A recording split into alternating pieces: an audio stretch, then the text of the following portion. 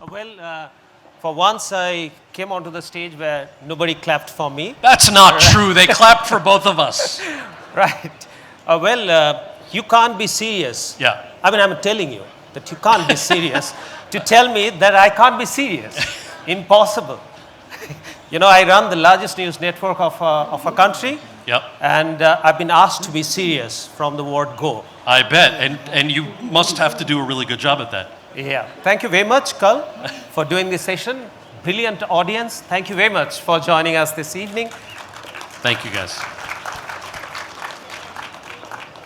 Kal, geometry, maths, you detested it. This is the best leading question I've ever gotten. Thank you very much. What he's talking about so this book that I wrote is a memoir. It's generally like I love reading, period. I assume that's why we're all here. But some of my favorite memoir-wise are like Mindy, Kaling, Tina Fey, books that you can read on the train or if you're like on vacation. That kind of stuff that like flows really freely. But both of those books have a lot of heart to them and a lot of passion, and there are some serious moments in them.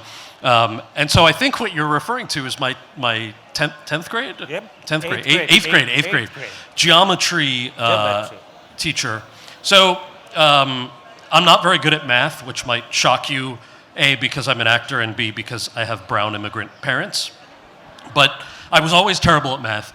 And in 8th grade, there's a chapter I read about this in the book, my dad basically realized, like, okay, all this acting nonsense is like, you're good at it, but how come you're also not good at algebra? And I said, well, algebra doesn't have a plot. And he's like, I don't understand. Like, you can remember a thick script for a school play, but you can't remember an equation. What is the equation for a circle? Pi r squared, right?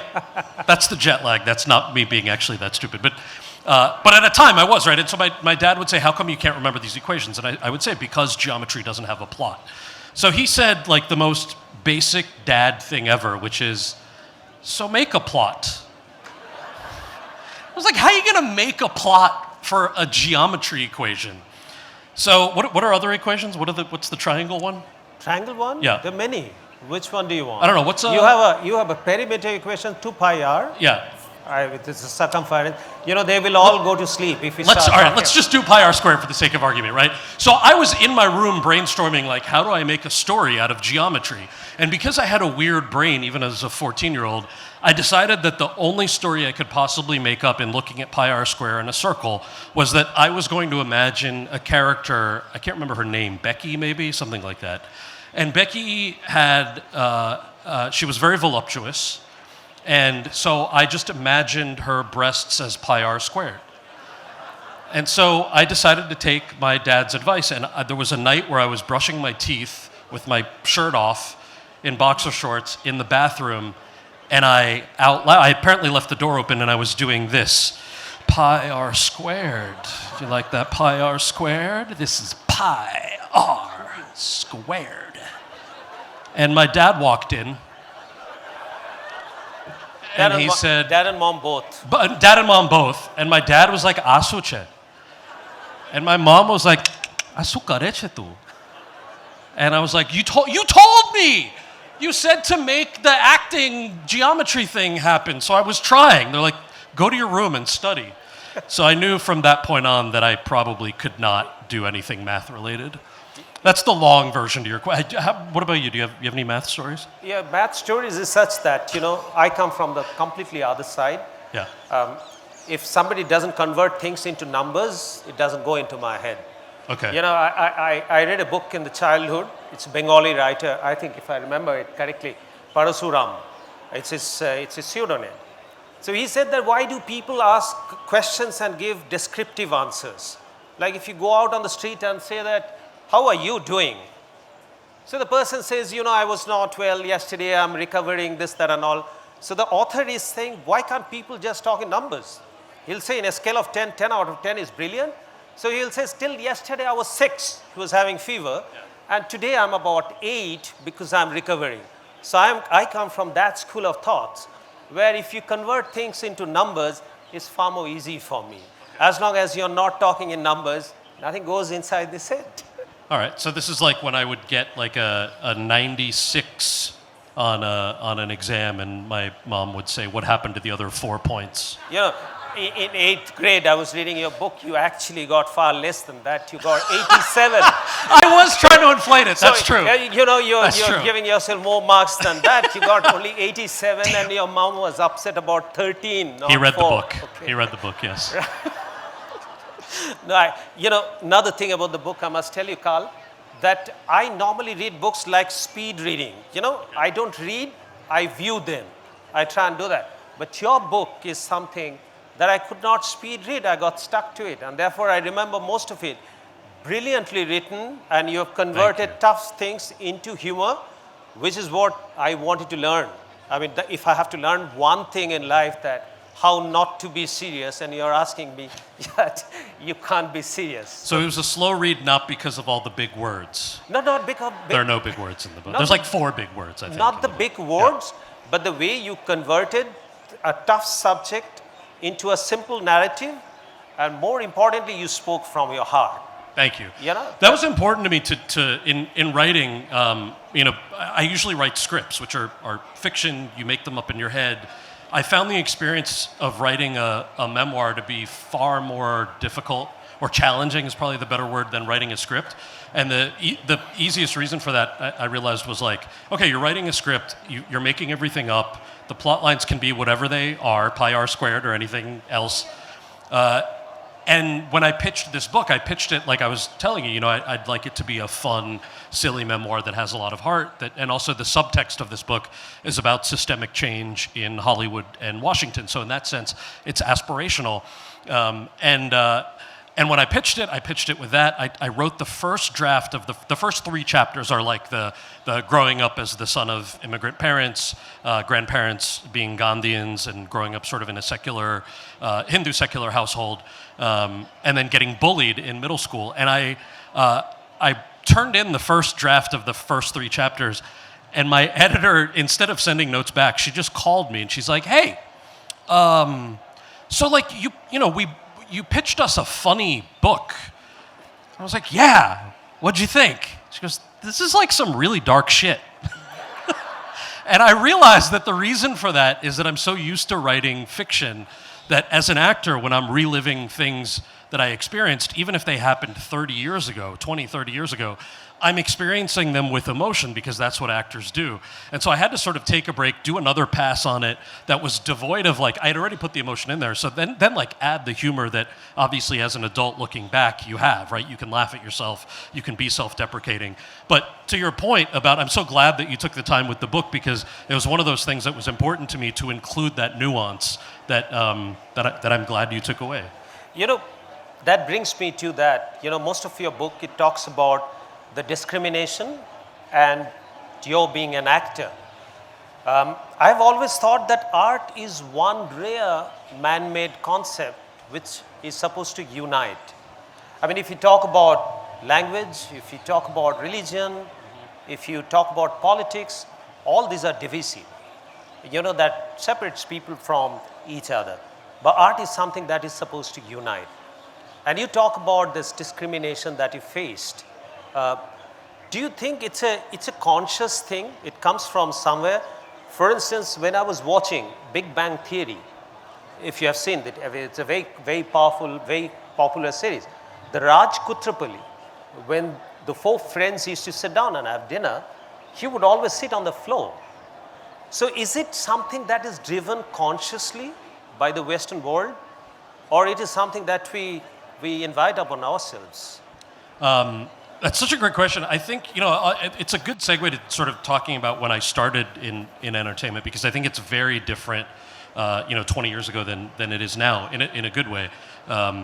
So, when I started as an actor, there were very few people who looked like me. I think that the 2 who I really continue to admire are Sarita Choudhury and Ajay Naidu.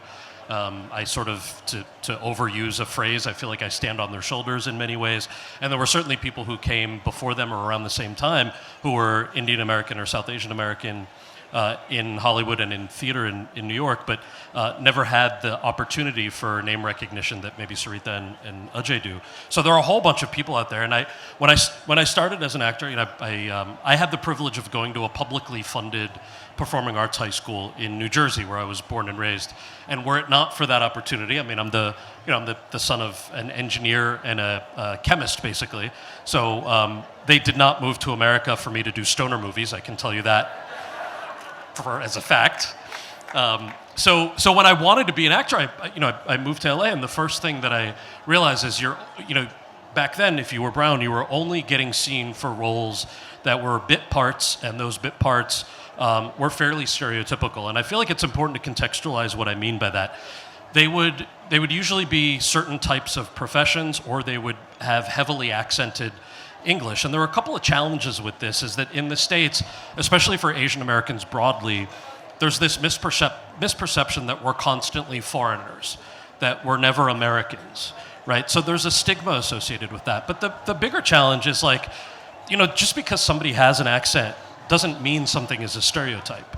The challenge with portrayals historically, and again, this has changed wonderfully in the last, especially 10 years, but the challenge with that is if there's an accent, generally it's used in a reductionist manner, right? And so I would have friends who would say, you're auditioning for this part? I mean, it's a cab driver and he has an accent. As if being a taxi driver is somehow not a noble profession. As if somehow having an accent is the problem. And I think what folks are really trying to say is that Hollywood historically has pigeonholed certain roles as a function of the lead characters who tend not to be South Asian. And so once we figured that out, it was a conversation about then what do you do to get your foot in the door? In some cases, it means you're going to have to take jobs that maybe you don't want to take, like any profession, anywhere, ever, to build up your resume. And then in other cases, it's how to be strategic about that. So I think that's that in a nutshell. But I will say, you mentioned a really interesting thing that I would love to hear your thoughts on too, which is what's the role of art?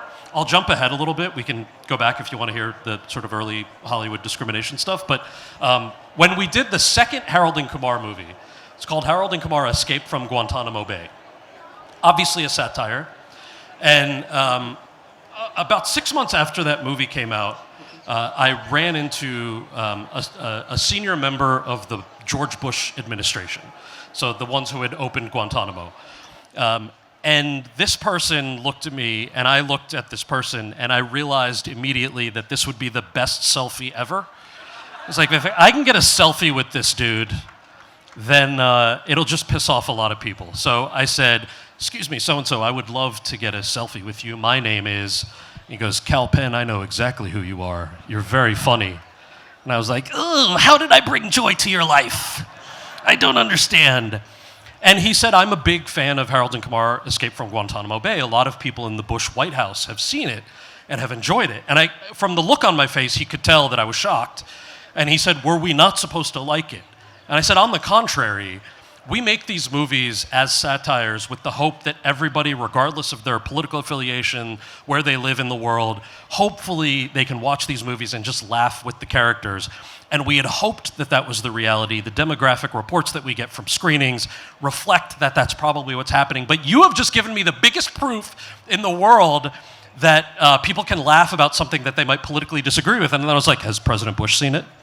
And he's like, "No, I don't think so." I was like, "All right, well, you can't have everything." But the point is, I think I think different folks have different opinions on the role of art.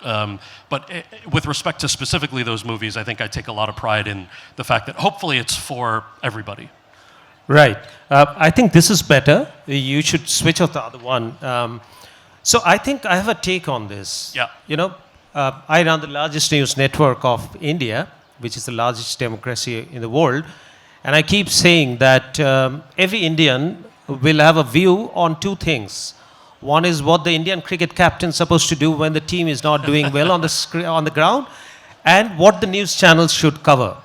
And I keep telling them that a democracy gets a leader and a news channel exactly what they deserve, right? So this discrimination, this brownness that we face, I wanted to ask you, because you're at the helm of things, that why doesn't it happen to the blacks? After you went back from White House, you got a call from someone and he wanted to cast you in a movie, and then the producer never called back, and they said that they don't want to have two colored person in the same movie, and Denzel Washington was the other colored person. So you actually broke out. But I'm saying that why do we get discriminated? Does it have anything to do with the way we conduct ourselves? You know, some of my, the way I mean, we'll come to this auntie part of yours. That's something which is very ingrained in us. But does it have anything to do with us, that how we are treated in the world? I think what you're referencing happens to all different groups at different times. And I think one of the big misnomers about different ethnic groups in the United States, obviously everybody is an immigrant unless you're Native American, but the misnomer is that that things are the same for every group. And I don't think that you can put, for example, the wave of Indian immigrants who came post-1965 to the US, they were allowed in to fill a labor shortage, primarily in engineering and medicine. So you can't put their immigration experience in with folks who were enslaved and brought under duress and against their will. Those experiences are automatically going to be very different, and the black community has certainly faced quite a bit of discrimination. Obviously, that's an understatement. I can only speak to my experience as a Indian American. I'll tell you sort of a funny but ridiculous story, and again, I'll talk also about how things have changed, because I think it's very easy to sort of look backwards and be like, this is how bad everything is. But one of the first big movies that I did was a movie called Van Wilder with Ryan Reynolds. Yeah. Thank you. Mixed applause. I appreciate that. So I had just gotten an agent to represent me after like 4 years of trying, and generally that's considered a very long time to get somebody to represent you. And through that process, there were plenty of very good agents and managers who would say things like, the scenes that you showed us from student films you did, you're very good, but unfortunately, an Indian guy is never going to make us enough money in Hollywood for us to represent you. And a lot of people are shocked by this, but I actually appreciated their candor, because it allowed me to sort of then reshift, well, what do I have to do to get my foot in the door? So I finally had an agent. She's wonderful. And she called me up and she said, honey, there's a great script and a wonderful role. It's a supporting role in a movie with Ryan Reynolds, who at the time was only known for the sitcom Two Guys, a Girl, and a Pizza Place, and Tara Reid, who had just finished American Pie. So this was like that sort of era. And she goes, I would love for you to audition for this. It's a supporting lead. It'll really help drive your career if you get this part. So I was very excited. I said, email me the script. I can't wait to read it and audition. Email me the script. What's the name of the character? And she goes, well, why don't you come to my office to pick up the script so we can talk about it? I was like, that's a weird thing to say. If you're that excited, just email me the script. I want to read it. And we went back and forth tons of times. And I said, if you send me the script, then I will come to your office after I read it. She goes, okay, I'm sending it to you now. I'm like, what's the name of the character? How will I know who I'm auditioning for? And she goes, well, the name of the character Taj Mahal is Taj Mahal. And that's a part of the name. That's only part and so of then, the name. That's right. Yeah. So I hung up on her. And then she called back and she said, I thought you were going to do that. I said, this is a character named after a building? Like, I'm not even playing a human? I know exactly what this is. I'm not auditioning for this. And she walked me through, and I actually, to your point, and I would love to hear your thoughts on this based on what you do, but at the time in Hollywood, there was really only one executive level person of Indian origin. Her name is Sonia Nakor. She's no longer in the business, but she was a vice president of casting, somebody I looked up to as a mentor. I called her and I said, I read this script. The name of the character is Taj Mahal. The last name of the character we made Bada Landabad. You're welcome. And I said, I just don't know if I should audition for this script. She said, well, talk to me about, like, how many things are stereotypical in this script? I was like, I don't know, maybe like 40? She's like, well, what's the character? I said, well, he's an exchange student with a thick accent who, as it was originally scripted, was wearing like a dhoti and stuff. Like, it wasn't accurate at all for a portrayal of an exchange student. And like a lot of teen sex comedies dating back from the 80s, the character of color is either undersexed or oversexed. And so she said, well, okay, of those, she said, first of all, two things. One, I agree with your agent that if you get this part, it's really, really good for your career because it provides you with something on your resume that nobody can take away, and it makes it easier for your agent to get you future jobs. But number two, you should get this part and then talk to the writers and the director. Go in there and tell them that there are, pick 10 things, 10 out of the 40 things in the script that you have a problem with, and talk to them about it. And I was like, okay, sweet. She goes, I'm not finished. You have to pick 10 things and come up with 10 things that are funnier than what they came up with. Because you have to understand that nobody is writing a script that's stereotypical with the sole purpose and the directive of dehumanizing someone. That's not what they're doing. They're doing this because they think it's funny and they think it'll sell tickets. So I said, well, this is very empowering. I didn't know that I could offer solutions. So like, you're funny, that's why they're auditioning you. Come up with 10 things that are funnier, one of which became Badalandabad. So I went in, I wasn't sure if I was gonna take the job. I knew I was gonna audition. I was very tormented by this. And the final decision, you remember this if you read the book, but kept auditioning. By the way, Ryan Reynolds is wonderful. This has nothing to do with Ryan. He was tremendously supportive through the whole thing. But the last audition, I knew it was between me and one other guy.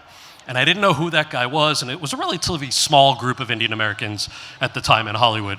So I just knew it was me and another guy. I said, well, I'm curious to meet him. I'll meet him at the final audition where we go off against each other. And I walk into the final audition, and I signed in, and I look up, and he was already there in the waiting room, and he's a white guy in brown face, with like brown makeup on. And I just was like, okay, two things in my head. I was like, number one, you're not allowed to get this part. I am getting this part, it's going on my resume. You can play like Brady from Ohio in a show, and I'm not allowed to do. So that's number one in my head. Number two, you generally don't have beef with other artists. And I'd love to hear your thoughts on this too, but it's like structurally, right? It's a business. They're just any actor is desperate to get their first couple of jobs. So he probably was desperate to get this job. And then I was like, I want to ask him, like, when did you put the makeup on? Like, did you do it here when you came? Or did you do it at home? And if you did it at home, did it increase your chances of getting pulled over by the cops? Or did you make it here safely? Like, I had all these questions in my head. And Doug Kal, you know, obviously, I've never appeared for an audition. Yeah. Good riddance. Right. What I want to say is that isn't cinema is a reflection of life. So as you're saying that if you wear a brown skin, there are more chances that you would be pulled up by the cop. Does it have anything to do with what happens in real life? I'll tell you my experience recently. I was in Germany, and I was talking to this diaspora there. And as you would have come across, that we've done recently a very high-profile global summit in Germany, Stuttgart. And it was attended by the cabinet ministers from India and Germany. And the diaspora felt very proud of being associated with it. Unfortunately, what I see, and I told the diaspora that, you know, it's time that you mainstream Indian diaspora.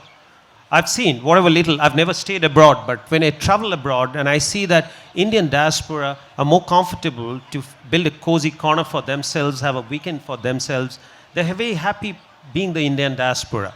I think what happened recently in the Senate, that Kash Patel started his speech saying that Jai Krishna, and I think time for India has arrived. And one of the things Indian diaspora needs to do, that they need to mainstream themselves. Do you think that's something to do with this stereotypical approach that we see in I just American think films? it constantly evolves, right? Back in the day, 20 years ago, there were relatively few of us, but one of the big things that I give credit to with how much things have evolved is digital and streaming media. So the advent of Netflix and Amazon and other OTT platforms suddenly mean that our products are not only advertiser-driven, they're also subscriber-driven. So one of the big challenges with making television... we democratized content. You know, it's a choice is on the viewer that what they want to watch, right, not what the advertisers want them to watch. Right, because when it's advertiser-driven, you're always looking backwards. What made us money 2 years ago or 5 years ago? Let's do more of that because it worked with advertisers. And so to your point, we've actually had an explosion of very diverse content in the last 10 years. Basically anything Mindy Kaling has wonderfully written and brought on the air, she's brilliant. Priyanka is dipping her feet into everything, and she's crushing it, from the Oscar-nominated Indian content to things that she's doing in the States. There are a number of writers, stand-up comedians. I mean, I actually think that in the diaspora, there's been an explosion, and it's not just for South Asian audiences. It's for all audiences. And this is the example that I'm giving you, is that I think what it's proven wrong is this archaic way of looking at media. There was a fear that, well, if we cast a diverse show, there was this misnomer that white people won't watch diverse content, but diverse audiences will always watch white characters. And I think what you've seen in this equalization of content is the reality that humans will watch compelling stories, period. And streaming platforms have allowed that to happen. So, thank you. Thank you. I believe that I come from a state in India, Bengal, that used to be the beacon of art and creativity at some point in time, where we lost track. And I've often heard that Bengali directors making an appeal that please watch Bengali films. And I want to tell them that people don't watch a Bengali film or any language film. People watch a film that happens to be in Bengali. Yeah. Satyajit Ray created films which happen to be in Bengali, but he created global standard films. Exactly. Now, coming back to what I was saying, that since film is a reflection of real life, we need to bring about some changes. That's my feeling, that we are not also run, we're not follower anymore. I think the ascendancy of India is pretty apparent in the global arena, and I keep saying that I've been ridiculed in my boardroom, that I keep saying think big, think global. But it has to change in our house, in our home, the way we conduct. That's my feeling. I'm risking expressing it on the stage. That the auntie phenomenon that you have grown up with, where your aunties were very concerned about what's happening to which college you're getting admission to. So I think that's where it changes. I want you to tell this audience that how you grew up with this. We grew up with something called peer pressure, but some of our Indian families also grew up with something called auntie pressure. I think we all had the fair amount of auntie pressure. I think what you're referring to is just the circumstance of immigration, right? In the States, if you were a kid of the 80s and 90s, then like I was saying, your parents were only allowed to come to America because they had these advanced degrees, and America had a labor shortage. So understandably, that meant that their benchmark of success and stability was whatever careers they had. So at family functions, and this is very different than other ethnic or demographic groups in the US, but sort of like here, I mean, your parents' friends, who you lovingly refer to as aunties and uncles, you're not related to by blood, but that bond is oftentimes equally as strong. And in immigrant communities, I would argue that it's even more so sometimes, because it has to be sort of an insular protective community when it's an early immigration. I have a radical view on this. Go ahead. One of the Indian films has said, and that's very nicely put it, that when your friend fails, it hurts you.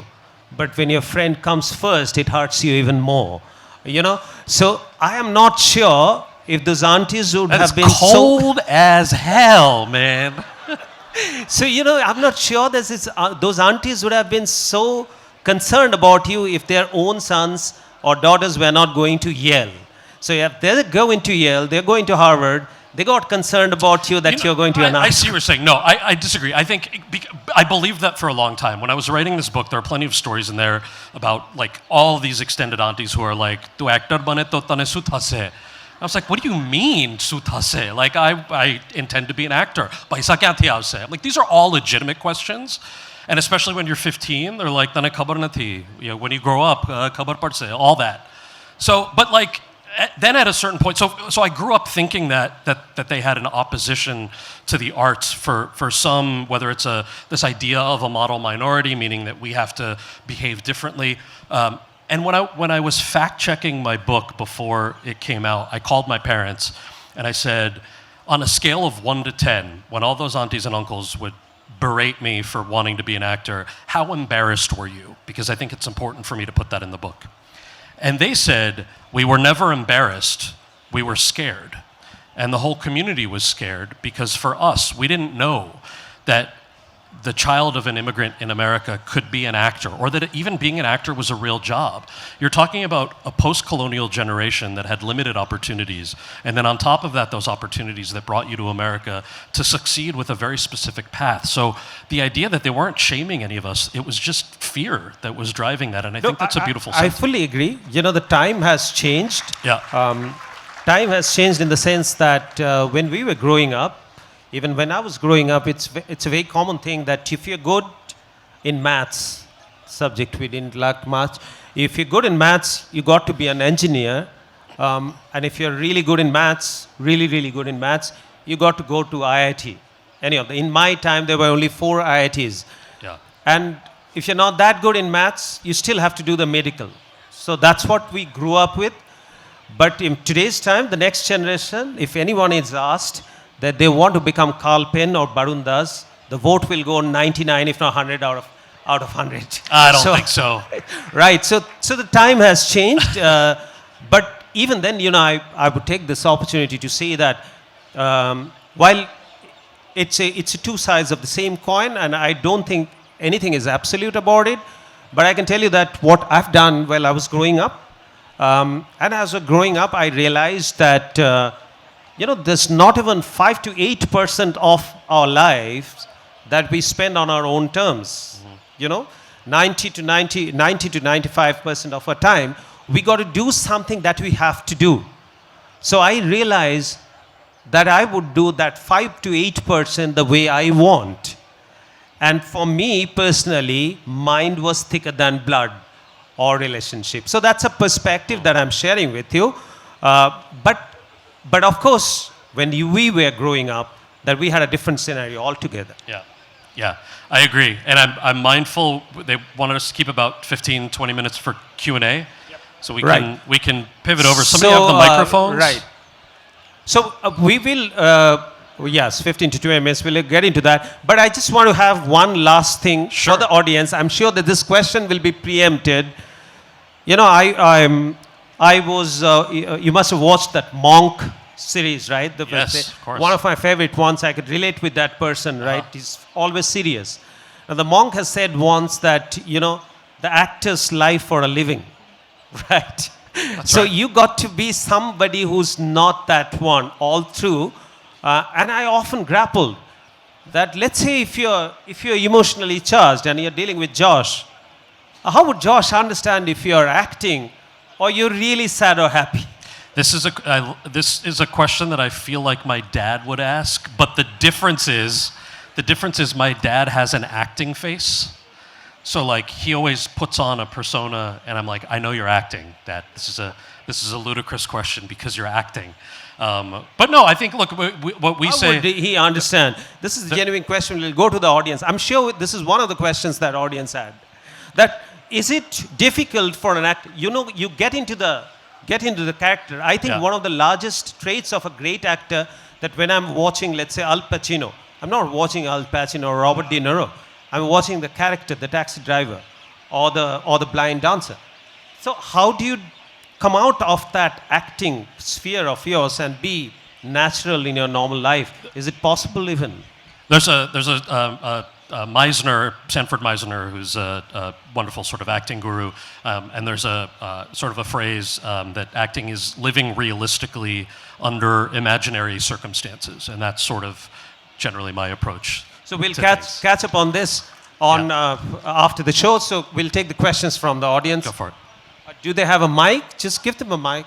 Yeah. Hi, Kal. Papa CJ here. Two-part question. One, what did you learn about yourself in the process of writing your memoir? So were there patterns you spotted in your life, and what did you learn?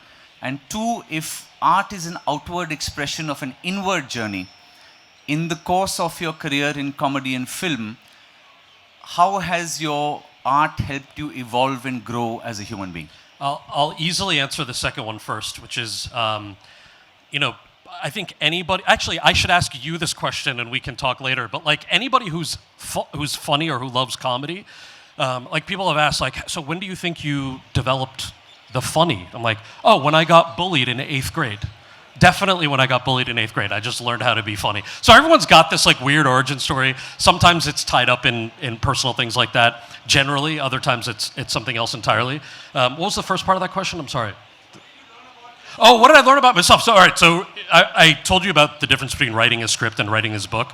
I have plenty of friends who have written books, and a couple of them started texting me as I was halfway through the process, and they were like, hey man, how's the book coming? Also, how much do you hate yourself right now? And I was like, how did you know? Is that a thing? They're like, why do you think so many authors are drunks? It's because the process of writing a book is excruciating. And so I was just glad that like that was a real thing. It almost felt like therapy, especially, you do like 10 revisions and 10 rounds of things. Did it also reflect your cerebral quotient? A comedian getting into an actor getting into politics, we've seen enough of that. But actor writing a book of that quality, I think that is a reflection that you're a thinking individual too. Thank you. I appreciate that. Thank you. It's very kind of you. No. Please let others to have a go at the question. Yes. Hi. What I wanted to ask you is, obviously a lot of your work has been about the Indian diaspora experience, and you also mentioned that your parents might not have been that encouraging about your artistic pursuits. But did you also grow up with maybe some favorite authors or books or TV shows or movies of your parents that somehow ended up shaping your artistic pursuits later, like having written this book? Definitely. Thank you for the question. I mean, the influences that I had were mostly American. It was folks like Tom Hanks or Denzel Washington. Mira Nair, certainly, from the time I was a kid when she did Mississippi Masala. I was around the same time that I was doing the geometry nonsense and looking at her and saying, wow, if this woman can do this, maybe there's a path forward. And then the stuff that my parents watched, who is not a huge Amitabh Bachchan fan, but the original Dawn is still I would love to remake Dawn. But it can be so escapist. It can still be in that same vein, same color palette. Just set it in Brooklyn or set it in Ohio, and it's just still a whole different world. But there are a lot of those. I'll tell you something. I was telling Barun backstage, which is my Gujarati is good. English is my first language. My Hindi's okay. So whenever I work in India, I try to get a script 2 months in advance, and it's fine. But one of the ways that I try to learn and keep up Hindi as somebody who's struggles with it a bit is by watching serials. So I got addicted a few years ago to Saath Nibhana Satya. So Kokila Ben is just a bad ass. You do not want to cross her.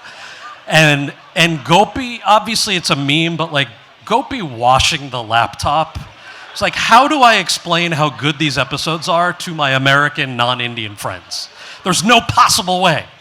So those are also some of my more recent influences. Sorry. I figured you weren't expecting it. I couldn't relate with the joke. I haven't seen the soaps.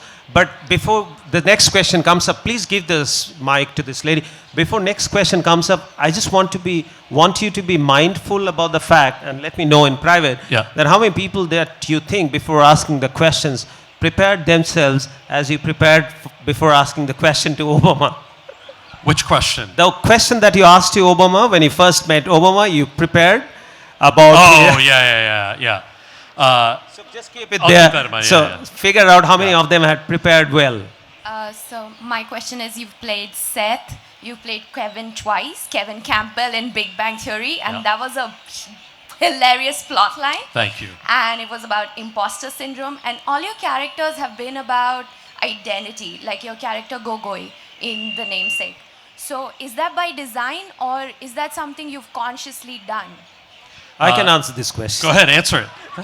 Please go on. I want Cal to answer. He would. He I won't don't think disappoint you. I would actually reject that notion. First of all, I appreciate that you've seen those because they are some of my favorites. But I don't think that the How I Met Your Mother role or some of the stuff on Law and Order where I played a serial rapist, none of that stuff had anything to do with identity. But I do value a lot of the. I would hope. Maybe if it was set in Delhi. But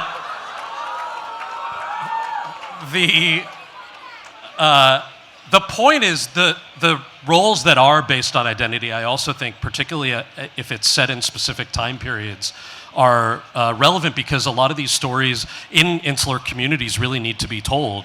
And then hopefully we can get to a place where we can really like tackle very interesting stories. Next. Where the mic goes? By the way, that whoever was not you prefer would ask the next question. That was not a slam on Delhi. It was a slam on the horrible crimes against women happening right now. I just want to be clear. Hi. So there is this saying, uneasy lies the head that wears the crown. So I have a question for Barun. Are you sure? Yeah. Please. How do you balance your role as a successful business leader and host of a cerebral talk show duologue? Oh, particularly when you get deeper into the skin of the guest who is being hosted. Oh, excellent. First of all, this is not a planted question. I personally do not know this gentleman, but it's a nice question. It is actually two different poles. You know, as I said that when I run an organization and as complicated business as news network, you have to understand the true predicaments that I deal with running a news network. The first predicament is all powers rest on the journalist. So you have the journalist to speak their mind out, and yet you want them to perform in a particular way. So it's an oxymoron in itself. The second predicament that I run while running a news network is that I believe the three sectors in our lives should not be converted into business. One is health, the second is education, the third is media. I personally feel that the effect of these three sectors will have ramification in generations. So it's a very difficult task to make business out of news media. So I straddle that path in a way that I try and stay close to my identity, the identity of a fourth estate. So that's one part of it. So when I actually do duologue, you know, my colleagues have conned me into doing duologue. I'm supposed to be behind the camera, never in front of the camera. But in duologue, it's not a question answer. You know, I bounce off my own philosophies. I have many theories in life, which I bounce off with them. And I feel that more often than not, life and your profession, there's a blurring line. You straddle from one to another. Like I don't wear a different hat when I walk back home in the evening. So I try and be myself on the duologue set, which I can't be while running the organization. I hope that I've answered your question. Thank you. Yes, the lady there. And with... Hello, good evening. Thank you, Kal, for being here, and thank you, Barun. Kal, I've watched you in Designated Survivor, and I know of your work in the White House.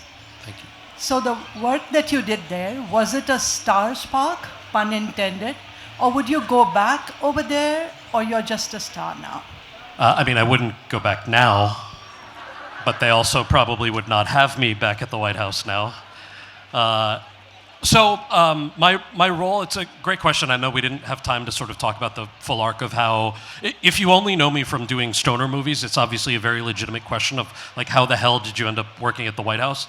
And I won't pimp out the book too much, but it's in there. But the short answer is when I had volunteered to work for the Obama campaign for about a year, a little over a year, mostly working on outreach to young people and cultural diplomacy. So I have I did my graduate studies in international security.